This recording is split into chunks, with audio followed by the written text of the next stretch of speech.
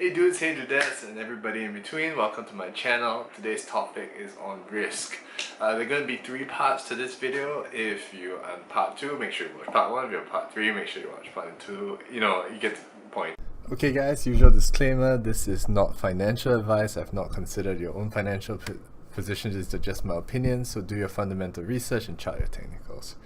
Okay, so I'm going to start with this is about how to calculate risk score and stuff like that. But just to explain the concept, so when you do a calculation of the movement of a portfolio, say a certain asset, in my case I'm going to use the Aussie US dollar just for comparison or teaching purposes.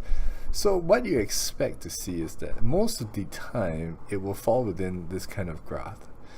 So you're expecting that the currency movement will only be within 2 or 3 standard deviations. So the way eToro does this, they take the 3 standard deviation versions, so right here. Okay, so in most cases it will appear like that. So I'm going to show you this in a bit. This is how I calculated it. But yes, you can see that the Australian dollar, US dollar does create this same pattern that we expect to see.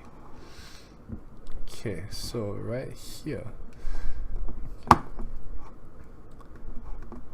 So right here what I did is I just calculated, I'll just pull this out from investing.com and pull everything out. And all you need to do is go to data analysis, and just look for this thing, what we call descriptive statistics. Okay, you input your range, which in my case will be this. Yes, I do have a header in the first row, and I'm just gonna put the range right here just for comparison's sake. Confidence summary statistics, and that'll be enough. Okay, so that's all we have.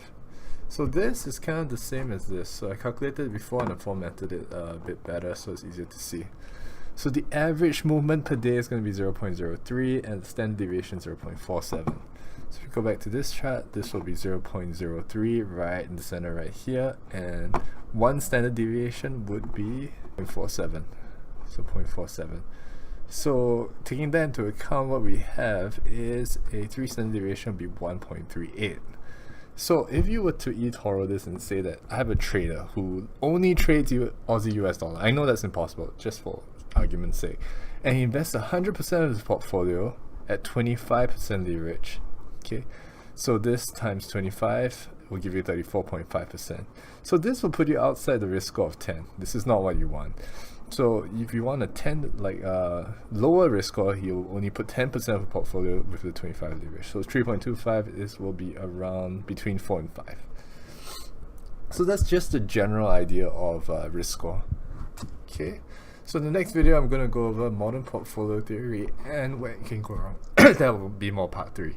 That was part 1. Quite simply just how to calculate risk using Excel. You can use SPSS, you can use Python. I just prefer Excel. It's more visually easy to understand. So in part 2 I'm going to go over something what we call modern portfolio theory. Okay, so that's taking a high risk asset and a low risk asset and kind of balancing it out so that you have higher returns for lower risk.